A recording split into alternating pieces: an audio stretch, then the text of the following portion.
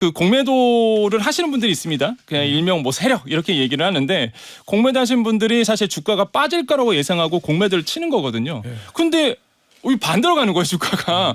오르다 보니까 손실이 더 커집니다. 그럼 어쩔 수 없이 사실 그 손실을 많이 하기 위해서 매수를 하게 돼요.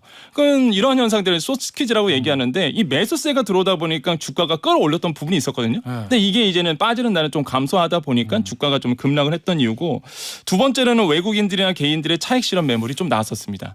그러다가 이제는 마이너스 20% 쳤다가 그 다음날 12% 오른 이유가 다시 한번 숏스퀴즈 물량이 이제는 들어오면서 외국인들이 매수가 들어오는 거고 또 개인들도 매수하고 그러다 보니까 다시 한번 또 상승했던 이유가 있는데, 아우 저 같은 사람은요 이거 못 들어가요 사실. 이게 김태현의 정치쇼 경제 끌어올려. 오블라디. 김태현의 정치쇼 3부 경제 끌어올려 시간입니다. 오늘은 권혁중 경제평론가와 함께합니다. 안녕하세요. 네, 안녕하십니까. 저희 코너 제목이 경제 끌어올렸는데 네네. 첫 번째 아이템은 네. 끌어올렸다가 끌어내렸다가 다시 끌어올렸다가 네네네. 끌어내리는 에코프로 이야기. 네. 요 얘기도 좀 해보죠. 황제주 얘기 좀 해보고. 네네. 일단 이 황제주라는 게 뭐예요? 100만 원 넘는 거 얘기하는 거죠. 그렇죠. 한 주당 이제 가격이 100만 원이 넘어가는 걸 우리가 보통 황제주다 이렇게 네. 얘기를 해요. 그래서 네. 진짜 황제주 되면 수급이 막 몰립니다. 그러니까 많은 분들이 관심을 갖게 되고 그다음에 주식을 모르시는 분들도 뭐 주위에서 돈 벌었다 그러니까 이제는 뭐 그런다 해야 되나 하고서 이제는 막 쏠리게 되는 이런 현상이 이제는 많이 일어나겠죠. 이번에 이제는 에코프로가 이 황제주라고 보시면 되겠죠. 이게 언제부터 시작해서 이렇게 오르기 시작한 게 올 초였나요? 그렇죠. 이제 급격하게 올랐던 거는 사실 올해 들어와서 이제는 급격하게 이제 오르게 되는데 사실 2차 전지주에 대한 관심들이 예전부터는 좀 있었어요. 그러다가 이제는 배터리 아저씨라고 얘기하는 잠시 이렇게 얘기할 거예요. 네네네. 그분께서 나오셔서 이제 워낙 우리나라의 그 배터리에 대해서 우호적으로 이제 말씀을 하시고 특히 이제 중국 배터리하고 비교하면서 얘기를 하다 보니까 또 많은 분들이 또 관심을 갖게 되는데 근데 이제 8개를 찍어줬는데 다 오르는 거예요. 그러니까 배터리 아저씨가 그렇죠. 그러니까 이제 사람들이 이제는 더더욱 관심을 갖게 되고 그러다 이제 뭐 찬양한다 이런 얘기까지 나오고. 근데 일단 정말로 근데 지금 요즘 들어와서는 이 2차 전지주들이 롤러코스터를 좀 타고 있는 부분이 확실히 있습니다. 일단 보니까 27일 기준으로 보면 네네. 20% 떨어졌어요. 맞아요. 이러면은 사실은 이거 그래프 무너지는 거고. 그렇죠. 원래 이렇게 급격히 오른 주식들이 하루 20% 하한가까지 가면 그 다음부터 또 쭉쭉쭉쭉쭉 빠지죠. 점하 찍고 막 이러는데 네. 그 다음날 또 12% 급등하고. 그러니까 이게 얼마나 개인 분들이 사랑하는지를 여기서 이제 증명되는 건데, 일단 25일 같은 경우가요. 이번 주 들어와서 본다 그러면 25일에 한 11% 에코프로가 이제 상승을 합니다. 그러다가 26일에 마이너스 5% 나왔어요. 근데 5%도 많이 빠진 거거든요. 그래서 그때부터 이제 분위기가 안 좋다 이런 느낌이 있었다가 일단 27일에 이제는 아까 말씀드린 것처럼 20% 빠져버립니다. 그래서 뭐 대폭락이다 이런 얘기가 나오다가 이제 끝나는 건가 하다가 다시 이제는 28일에 금요일에 12% 올랐거든요. 그러니까 완전히 롤러코스터를 타는 거죠. 그래서 이제 그 당시에 그랬습니다. 빠지는 이유가 뭐냐? 뭐 여러 가지 이유가 있겠지만은 그때 빠질 때가 돼서 빠진 거 아닌지. 그쵸, 너무 이제는 많이 올랐으니까. 그러니까 뭐 많은 분들이 그러셨죠. 이제 드디어 올 게 왔다. 왜냐하면 지금 이게 퍼가 74배거든요. 그러니까 퍼가 뭐냐면은 그냥 주가에서 주당 순이익을 나눠요. 한마디로 이제는 이 기업이 가치 있는 가치보다 주가가 어느 정도 이제는 밸류에이션이 있냐, 가치가 있냐 이렇게 보는 건데 77배라는 얘기는 이 기업이 가지고 있는 능력보다 주가가 더 많이 고평가돼 있다 이렇게 보시는 거거든요. 근데 77배라는 건 엄청난 사실 배수입니다. 되게 주식 많이 하시는 분들이 퍼가 낮은 주식에 그렇죠. 투자하잖아요. 그러니까 이게 지금 너무 고평가돼 있는 거예요. 그러다 보니까 지금 많은 분들이 빠져야 된다라고 이제 얘기가 나오는 건데 지금 그런 상태에서 이제는 드디어 빠졌다 이런 얘기가 나오는 거예요. 그래서 그러다가 이제 다시 오르기 시작하는데 급락했던 이유가 봤을 때 이제 공매도의 숏스퀴즈가 좀 감소된 부분. 그러니까 숏스퀴즈가 뭐냐면 그 공매도를 하시는 분들이 있습니다. 그냥 일명 뭐 세력 이렇게 얘기를 하는데 공매도 하신 분들이 사실 주가가 빠질 거라고 예상하고 공매도를 치는 거거든요. 근데 반대로 가는 거예요, 주가가. 오르다 보니까 손실이 더 커집니다. 그럼 어쩔 수 없이 사실 그 손실을 많이 하기 위해서 매수를 하게 돼요. 그건 이러한 현상들을 숏스퀴즈라고 얘기하는데 이 매수세가 들어오다 보니까 주가가 끌어올렸던 부분이 있었거든요. 근데 이게 이제는 빠지는 날은 좀 감소하다 보니까 주가가 좀 급락을 했던 이유고, 두 번째로는 외국인들이나 개인들의 차익 실현 매물이 좀 나왔었습니다. 그러다가 이제는 마이너스 20% 쳤다가 그 다음날 12% 오른 이유가 다시 한번 숏스퀴즈 물량이 이제는 들어오면서 외국인들이 매수가 들어오는 거고 또 개인들도 매수하고, 그러다 보니까 다시 한번 또 상승했던 이유가 있는데, 아우 저 같은 사람은요 이거 못 들어가요 사실.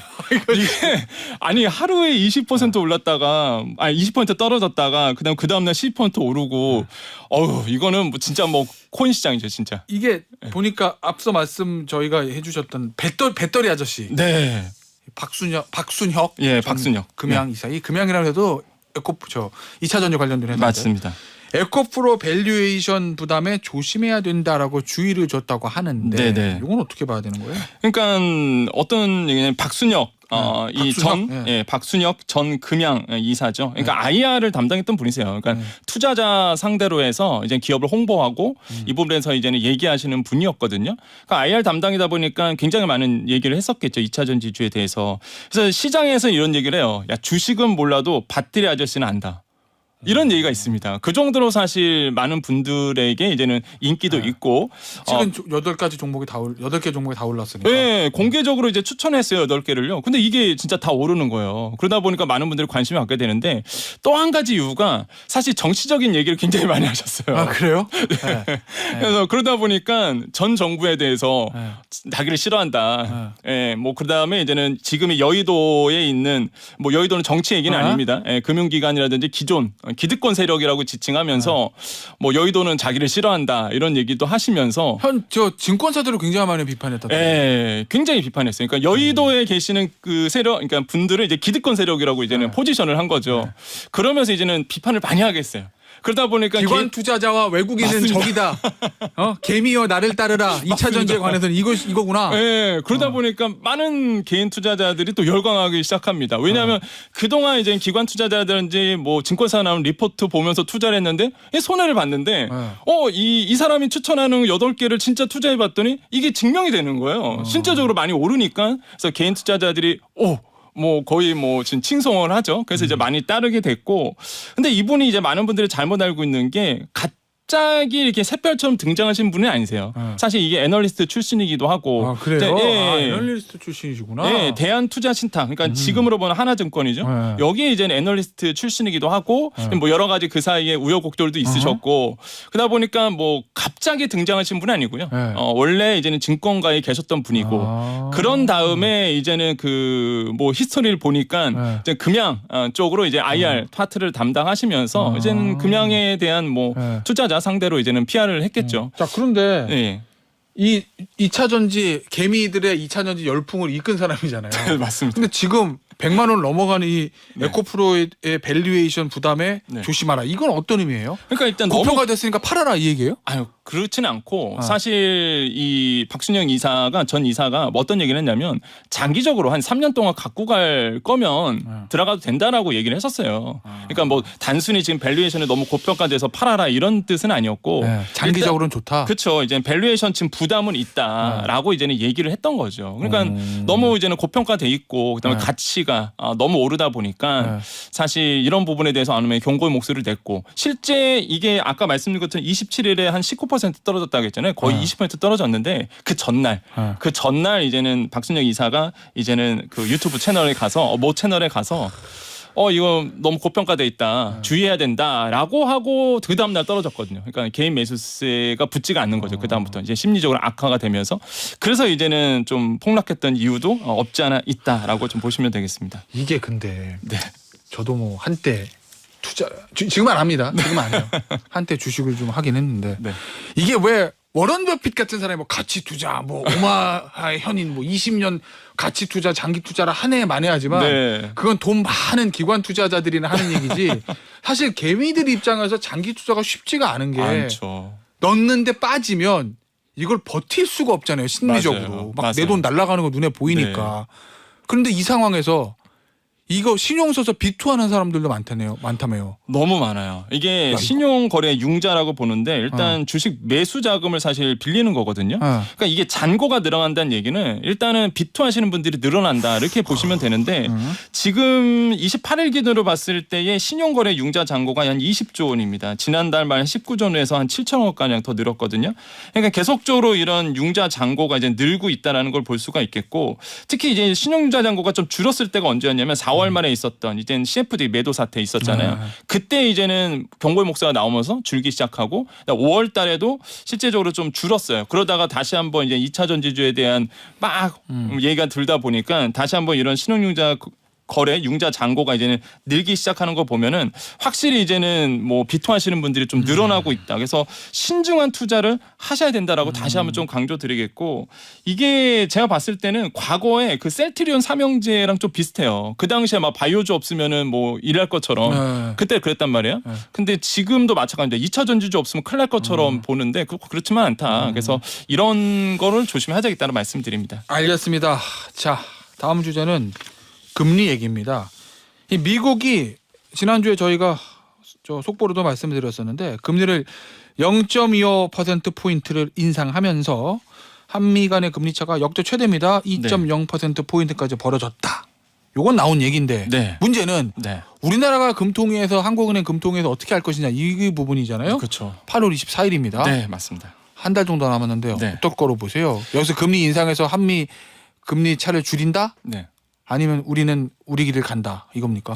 굉장히 지금 시장에서도 관심을 많이 갖고 있어요. 왜 그러냐면 사실 지금 2%포인트 정도는 사실 이런 상황이 없었거든요. 없었죠. 유례 없는 상황이고. 항상 많이 나오는 게 한미 금리 차가 역전이 되면 달러가 미국으로 빠져나간다는 맞습니다. 거를 그냥 귀에 못이 박히도록 들어가지고. 예, 그러다 보니까 지금 사상 최대로 벌어진 상태다 보니까 지금 시장에서는 과연 이제 우리나라가 이제는 금리 결정을 8월 달에 있어요. 아까 말씀하신 것처럼 어떻게 어떻게 결정할 건가 굉장히 궁금한데 그런 이유가 왜 그러냐면 부동산에 영향을 미쳐요, 이게. 왜냐하면 채권 금리에 영향을 미치거든요. 그러니까 금리 격차 이렇게 벌어진다 그러면 사실 기준금리가 미국에서 인상한다? 이렇게 된다 그러면 신흥국의 이제 채권 자체가 이제는 수요가 좀 감소되는 부분이 있습니다. 그러면 당연히 더 많은 비용을 들여서 발행을 해야 되거든요. 금리가 높아져요. 채권 금리가 높아진다 그러면 은행 입장에서는 당연히 이제는 그거에 대한 은행채들이 높아지겠죠. 그렇게 되면 당연히 코피스가 높아질 거고 변동금리가 코피스를 더 추종하다 보니까 주담대 변동금리가 높아지게 되고 이런 식으로 가다 보니까 지금 아무래도 이제 금리 자체가 뭐 미국 금리 자체가 올라가는 게 나하고 먼 얘기가 아니라는 거죠. 결국에는 지금 영끌하신 분들, 그다음에 뭐 빚이 많으신 분들 같은 경우에는 이게 금리 차가 더 벌어진다. 그다음에 미국 금리가 계속 더 높아진다는 거는 사실 좀 부담스러운 상황이라 보시면 되겠고, 그럼 우리나라가 과연 어떻게 될 것이냐라고 본다 그러면 지금 시장에서는 조심스럽게 동결 반이 있고요. 그다음에 금리를 이번에 높인다는 반이 있는데 일단 채권 금리를 본다 그러면 선반영시키고 있습니다. 일단 지금은 채권 금리가 선반영되면서 일단은 대출 금리가 좀 높아지고 있는 추세라는 걸 확실히 이제 말씀드리겠고 그러다 보니까 사실 지금 영끌하신 분들이 좀 부담스러운 부분들이 좀 어느 정도 있다. 이렇게 보일 수가 있겠죠. 그 금리 차 얘기할 때 아까 제가 얘기했던 네네. 한미 간의 금리가 역전이 되면 달러가 미국으로 빠져나간다 네네. 라는 걸 항상 들어왔던 저 같은 사람한테 하는 얘기인지 모르겠는데 네네. 이창용 한국은행 총재 그동안 얘기 들어보면 네. 그거 아니다. 네네네. 금리가 역전된다고 해가지고 달러 빠져나가는 거 아니다라고 네. 이제 계속 얘기를 하거든요. 네네. 그거는 저 외환 문제 방어하는데 자신 있다는 얘기입니까? 뭐 그렇게 이제는 해석할 수도 있겠고요. 그다음에 일단은 뭐 팩트는 맞아요. 그러니까 팩트는 보통 맞다. 예, 그냥 말씀하신 것처럼 사실 금리 격차 이렇게 벌어진다 그러면 내가 이제 투자자예요. 예를 들어서 돈이 있어요. 그러면 어디다 투자하겠느냐? 금리 높은 쪽으로 가거든요. 그러니까 당연히 미국으로 갑니다. 그러면 당연히 이제 뭐 달러 싸들고 나가다 보니까 환까지 불안해지고. 예, 환율이 우리가 이제 원화가 이제 가치가 떨어지다 보니까 환율이 올라요. 그러면 당연히 이제는 이런 문제가 생기거든요. 그런 상황에서 실질적으로 이제는 그러면 외국인 투자자들이 이제는 달러 싸서 나가겠느냐라고 본다 그러면 일단은 외국인들이 떠나지가 않았습니다. 그러니까 이게 팩트예요. 뭐냐면 한미 금리 차가 1.75%포인트 정도 벌어졌을 때 5월 달에 같은 경우에는 오히려 한국의 주식과 채권에 135억 원 정도가 오히려 순유입이 됐습니다. 그러니까 이런 어떤 근거치가 있기 때문에 사실 한은이라든지 추경호 부총리가 자신 있게 얘기하는 거고 환율도 안정적이었어요. 시장에서 굉장히 뭐랄까요? 그 환율에 대해서 불안해한 부분이 있었거든요. 그런데 환율이 오를 거야라고 이제 얘기를 했었는데 오히려 오히려 환율이 1,200원대 후반 초반까지 내려갔던 적도 있었거든요. 그러니까 이런 것 때문에 꼭 기계적으로 움직이지 않는다라는 게 목소리인데 근데 주의할 점은 분명히 있습니다. 그게 뭐냐면 아까처럼 사실 이제는 순유입이 됐다고 했잖아요. 한국으로요. 근데 이제 6월 달 기준으로 봤을 때 이게 순유입이 되는 게 점점 줄고 있어요. 아하. 예. 그러다 보니까 나가진 않아도 들어오는 것도 준다. 줄고 있어요, 지금. 그러다 보니까 지금 이렇게 2%포인트짜리 퍼센트포인트까지 벌어졌다는 얘기는요. 뭐 지금 유입 자체가 좀 줄고 있는 부분이기 때문에 주의할 필요는 분명히 있다. 하지만은 뭐 하는 총재라든지 추경호 부총리 얘기하는 거는 뭐 틀린 말은 아니다. 지금까지 지금 시장에 우려스러운 거는 일어나지 않았기 때문에 이렇게 좀 볼 수가 있겠죠. 미국이 그렇게 금리를 이번에도 올려서 금리 차가 벌어졌음에도 불구하고 네. 아직 한국은행에서 금리 인상에 확실히 나서지 않는 건 네. 그만큼 우리 경기가 좋지 않고 좋지 않죠. 부채도 문제. 가계 부채도 네. 부담된다 이렇게 봐도 되는 거예요? 예, 그렇죠. 지금 아까 반반이라고 얘기했잖아요. 사실 금리 격차 이렇게 벌어졌는데 한국은행 올리는 게 맞거든요. 사실 옛날 기조로 옛날 본다 그러면. 기준으로 따라 예. 자동적으로 따라 올리는. 근데 게. 지금 우리가 약간 뭐 발목을 잡고 있는 게 가계부채 문제입니다. 그러니까 가계부채가 지금 뭐 자영업자 같은 경우에는 부채가 1,000조가 넘어가고요. 가계부채 총해서도 지금 1,000조가 넘어가거든요. 그러니까 이게 너무 부담스러운 거죠. 경기도 안 좋은데 여기서 예. 금리까지 올려버리면 그럼 취약차주들은요 사실 이게 금리 이자 갚느라고 너무 힘든 거예요. 네. 그러다 보니까 어렵죠. 그럼 소비가 안 되죠. 소비 안 되면 또 내수 안 들어가면서 사실 성장률도 안 나옵니다. 그러니까 이런 문제가 생기고 두 번째로는 이제 경기 침체죠. 지금 경기 침체가 워낙 지금 침체되어 있는 상황에서 금리까지 높인다? 그 더 침체되거든요. 그러다 보니까 지금 참 이 딜레마에 빠진 거예요. 이러지도 못하고 저러지도 못하고 이런 상황에 지금 그 골머리를 앓고 있다라고 보시면 되겠고 네. 일단 아마 8월 달에 금리 금통위에서 결정하기 전에 시그널이 분명히 나올 겁니다. 시장에서 먼저 반영할 거거든요. 네. 그거를 잘 모니터링 하셔야 되겠다라고 말씀을 드립니다. 알겠습니다. 자, 금리가 올라가게 되면 자영업자들 부채가 있는 자영업자들 힘들어질 거다 말씀을 해주셨는데 최저임금 얘기도 좀 해볼게요. 내년도 최저임금이 시간당 9,860원으로 정해졌습니다. PC방이나 편의점 점주들, 네. 이 자영업자들 너무 힘들죠. 이 최저임금 부담 때문에 폐업까지 고민하고 있다. 네. 뭐 이런 기사들이 있었어요. 지금 뭐 9,860원 됐잖아요. 그러다 네. 보니까 뭐 편의점 하시는 분들, 그다음에 이제는 뭐 PC방, 그러니까 24시간 일을 돌려야 되는 분들은 사실 이 문제 때문에 굉장히 좀 골머리를 좀 앓고 있는 문제가 있습니다. 뭐 최저임금이 뭐 오르는 거는 맞아요. 오르는 거 맞는데 사실 제가 봤을 때는 과거 정부 때 너무 많이 급격하게 올려서 이게 너무 부담스러운 거죠 지금. 지난 문재인 정부 때. 예, 그렇죠. 그때 보시면은 16%뭐 오른 적도 있었고요. 뭐 10%뭐 2019년도에는 이렇게 오르다 보니까 사실 유례 없었던 부분이었거든요.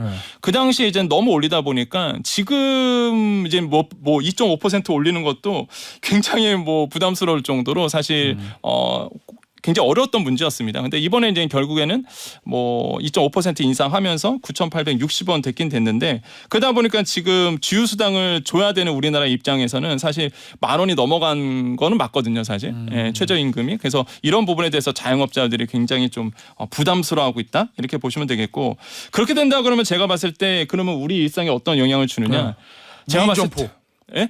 무인 점포. 맞습니다. 이제 무인 점포가 그렇게 되겠죠. 그다음에 무엇보다 쪼개기 알바가 더 심해질 거예요. 쪼개기. 자, 무인 점포라는 거는 이거잖아요. 요새 보면은 동네에 하나씩 있어요. 네. 아이스크림이랑 과자 파는데 무인 점포를 하는데. 네, 맞습니다. 네. 그러니까 무인 점포 같은 경우에도 이제 많아질 거고 그다음에 키오스크 이 키오스크가 많아질 거고. 요새 보니까 프랜차이즈 매장 가면 네, 네. 그 기계로? 거기는 다 기계로 주문하지 사람한테 주문하는 걸 제가 한 적이 없어 최근에. 그러니까요.